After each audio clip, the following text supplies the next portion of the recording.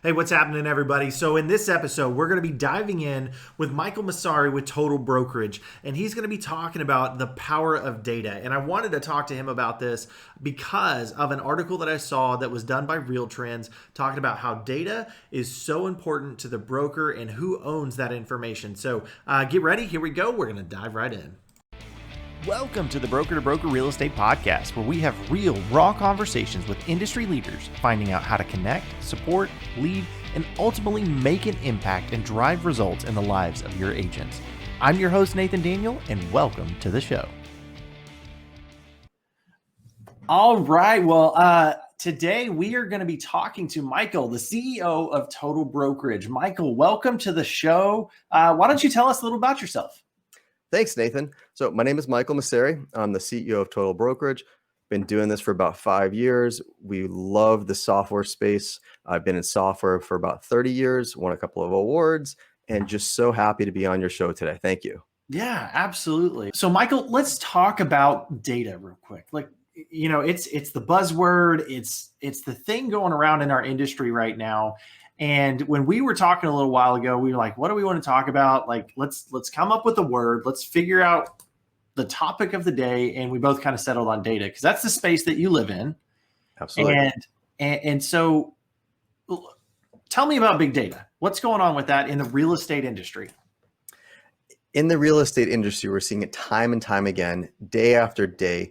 These companies are coming out and saying, hey, we're going to change our terms of service and make it so that we can use your data to do what we want to do with that data. So they're saying, you forgot to check this checkbox on Tuesday. We can now use your CRM data to mine for buyer leads in your zip code. We're going to use your transactional data to find out who needs a mortgage in your zip code. And those things are digital gold. They are worth so much. People don't realize that a single mortgage or a single customer contact is worth so much to them, and they need to protect their data from big tech, from everyone else. So whoever has access to their data, you need to make sure that they have an ironclad terms of service so that they can't use it against you. Yeah. Well, and you mentioned a couple of things right there. You mentioned big tech. And that's the thing. Like, I've noticed and seen in so many articles how much money is being invested in technology inside of real estate right now, right? The industry is truly evolving. And with everything that's gone on this year in COVID, technology inside of our space, we're seeing tons of real estate companies, software companies, everybody moving into this sector.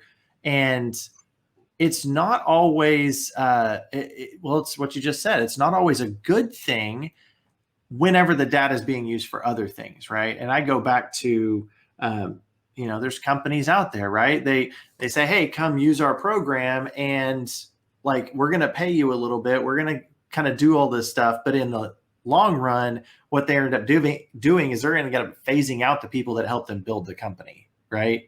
Yeah. Now, am I saying that agents are going to go away? No, I always think real estate agents are going to be there as a part of the transaction, all that stuff. However, could commissions potentially go down from it because the tech is building so much that through artificial intelligence and other things, they can actually, they can justify that, right? If it becomes harder for an agent to prove or show value because all of a sudden a software system is doing a majority of the heavy lifting. Absolutely. So there's a saying in tech, if you don't know what the product is, you're the product. So whether it's advertising showing you ads, or if they're not showing you ads and they're not charging you, they're doing something to make money. So big tech loves money. VCs, they want to see that successful exit. They want to capitalize that company. They want to grab all that data and use it to do what?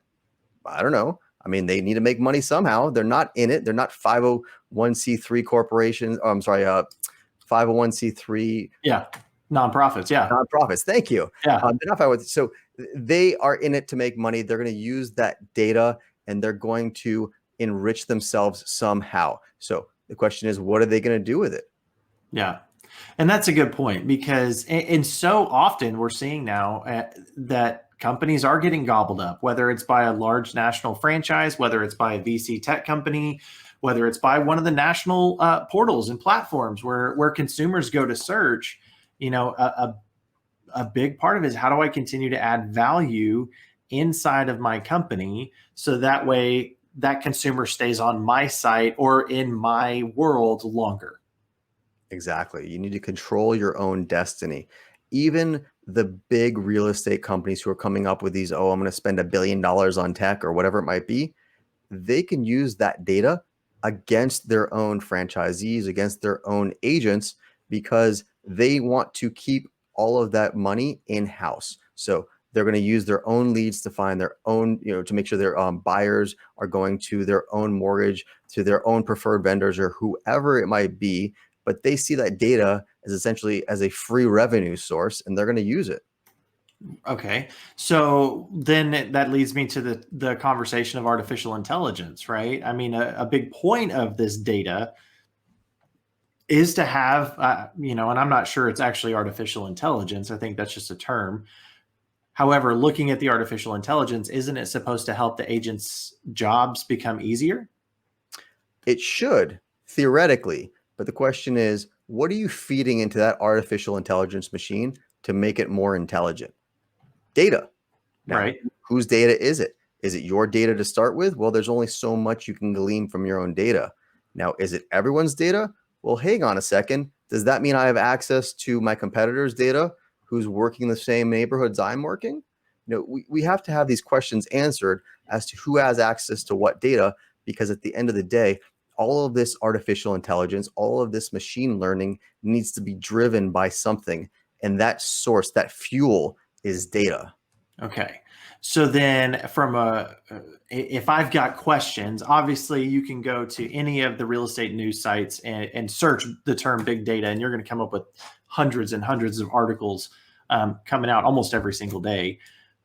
If I'm a broker and I want to educate myself on this, and this is like the initial, like this is the first time I'm hearing about this, or I'm like, maybe it brings it back up and, I really should be looking into this. Where do I start? Like, where would I start looking for information on, is my data protected? And if not, how do I take the steps to start protecting my data? So great question. And obviously looking at those news sources, they do a great job investigating these types of things, going to the realtor Facebook groups, asking their peers. But additionally, you can go to the source. You can go to the terms of service and start reading that. You don't have to be a lawyer to actually digest the terms of service. You can just say, who are their affiliate partners? Who has access to my data? Who has access to these things that I'm putting into their platform, and for what purposes? They need to disclose that. Okay. So places you may go is somewhere like, if you are a part of a national franchise, obviously going to the national franchise terms of service and looking there, and then looking at their vendor partners, right? The people that they are in business with and partner with. That also leads me back to even local MLSs have affiliate relationships with national portals and systems, basically, that the MLS will then turn around and provide to agents as a tool as well. So then we need to start looking at the local level as well as at the national level with the affiliations that we currently have. Absolutely. So when you log into your local MLS and you see that they're providing you all of these shiny tools, hopefully your MLS is either paying them and it's being disclosed that it's a paid for service, or if it's a free tool, why is it free? Are they doing it for all that data so that they can glean and turn around and resell it? Well, that should be disclosed in the terms of service. And we need to know those things, because that transactional data, that CRM data, all of that data is so precious, and people don't realize how important it is. Yeah, absolutely. Well, this topic that we could be continuing to talk about data forever, and I think this is some really good highlights and good nuggets that people can take away and start investigating on their own. So, is there anything else, like before we transition just a little bit on how a broker can protect their information by using a program like Total Brokerage? Is there anything else that you can recommend or give advice on? We just want our brokers and our agents to be vigilant, because even agents within brokerages need to be vigilant of where that data goes. So you mentioned Total Brokerage. In our platform, agents can actually segment out their customers so the brokers don't have access to it because of these types of things, if the broker wants to allow that. So it just needs to be a conversation that people are starting to have, saying, where is all of this going? Is it feeding some AI machine, or is it going to my own pocket? Okay. So let's transition a little bit. So like we talked about artificial intelligence, and there's programs out there to help brokers with stuff like this. And now you started a company called Total Brokerage, and let's talk about Total Brokerage for just a few minutes. And I actually have your website pulled up, um, and I got some stuff over here looking at it, and it looks like y'all have a lot of things going on at Total Brokerage as far as, I mean, CRM, lead management, marketing, text, I mean, just back end forms, library, e-signature, all that stuff. So why, and you said you've been in software for what, 30 years? Yeah, quite a long time. And you've been in Total Brokerage for 5? Correct. Okay. So what was the transition like to this platform? Why would you open this up? There was a need. Essentially, my co-founder and partner, he had a need when he was running his brokerage, and I said, hey, I'd be happy to help you with this. But once we solve this problem, I'm going to basically go out into the marketplace and sell this product. So this massive need was there where, nothing was talking together. No one had their own data. No one had control of their own destiny. And we saw that, and we filled that need. And then we have customers come into us say, hey, we have the same need. So, Total Brokerage is essentially that full end-to-end platform on the back office. So from contact through close, from cradle to grave, whatever you want to say about it, we do everything on the back end for the brokers and for the agents, and we maintain that data for them. Okay.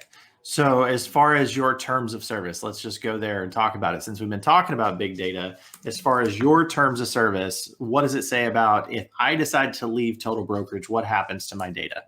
Your data is your data. And in addition to our terms of service, we actually contracted with a fairly large national law firm to give us a separate letter that evaluated ours. It's a shorter letter than our terms of service, basically stating the same, that your data is your data. Whatever you want to do with it, it's fine. In fact, in Total Brokerage, whenever a customer signs up to our platform, we don't have access to their data. We can't log into their brokerage whatsoever. So we have all of these independent reviews of our terms of service from these larger law firms saying, yes, this is indeed the case. And according to everything that we've spelled out, we can't just change our terms of service and say, hey, you forgot to check this box. So once again, the person who comes to Total Brokerage and signs up, they own their data. Okay. So they own their data. And like you said, it's an end-to-end platform. Absolutely. And as far as integrations, I see QuickBooks on here. So you're integrating really with everything. Now, can you do disbursement authorizations, DAs, tracking Absolutely. commissions, doing all that kind of stuff out of it? Yep. So just to kind of walk through our quick features, we have a fully capable CRM on par with something like Salesforce. We provide a digital email and text marketing platform. So MailChimp, Constant Contact, you replace those as well. Your full transaction management, so your transaction, your compliance, your document storage, your e-signature. So we replace SkySlope, DocuSign, Dotloop, all right there. Then you have your reporting, your analytics, your commission disbursement. So you're replacing something like Broker Sumo. And then you have everything in that one single source location. Hypothetically, if you find a new lead and it comes directly into your platform, and then you go all the way through, you would never have to type their name because it's an end-to-end single source solution all the way through that purchase agreement or that contract for that customer. So we keep everything in a single location. And once again, it's theirs. Yeah. Okay. Well, that's awesome. So I'm going to ask some of the questions, right? So as a broker, if I'm like, okay, this sounds interesting, right? And you've got your pricing very transparent there on the website, so anybody could go to totalbrokerage.com and check that out. However, if I'm a broker and I've got a decent size office, and I've had a program for a couple years that agents are used to, and I have to make a transition, and I'm like, because it's I can see value in this. What does that transition look like? Fantastic question. So I like to say that we like to pick up the phone. And the reason I say that is because not everyone does like to pick up the phone, because everything starts with our customer success team. We are going to train all of their agents, all of their brokers, everyone who's involved, who's a stakeholder or using the platform for that company. We're going to train them all. Additionally, if they're adding new agents, they have unlimited access to our customer success team to get additional training. So they don't just pick up the phone and get someone who's going to take a ticket and call them back. Our customer success team has direct access to our engineering team for any issues that might crop up. So we're trying to make sure that our customers, our brokers, our agents are foremost, and we take care of them as quick as possible. Okay. So you pick up the phone. That's a good thing. So as far as like training is concerned, and you say you have some training and all that stuff up front, and maybe it's training that, like, say I have 15 agents in my brokerage right now, and 6 months from now, I end up growing and bringing some people on, and now I'm at 30. I don't want to train them. Like, do you have training videos? How do you Where to get do one better? That's fantastic that you grew from 15 to 30. You're just going to send them over to us, and we're going to train them for you. Okay, so you're actually taking off of my plate as a broker. You're now training my agent on how to use the platform. And how long typically is that training process for an agent? For an agent, there's typically 2 webinars that they're going to attend. And those webinars are going to be anywhere from 60 to 90 minutes to get a very good overview of the platform. The brokers get an extra webinar that's going to show them a little bit more of the back end and how to do things like QuickBooks or anything else. Okay. Now, and you said webinar. So is that one-on-one, or is it one on a few? Is it a national call where I get lost, or? It's for the brokerage only. So it's for the team and for the agents, so that everything is specific to them. It's not for 50 agents from different brokerages. It's individualized for that brokerage. For that specific company. Okay, that's great. So let's talk about workflows a little bit, because that seems to be the big thing right now. It's like, okay, I want to, from the moment I get this lead in my CRM, I want to be able to plug it in, and then I want to be able to create this process, because as an agent, I'm so busy and I've got to keep up with everything. What does the workflow process look like, and how do you develop those, and are they customizable? So everything in Total Brokerage is customizable, period.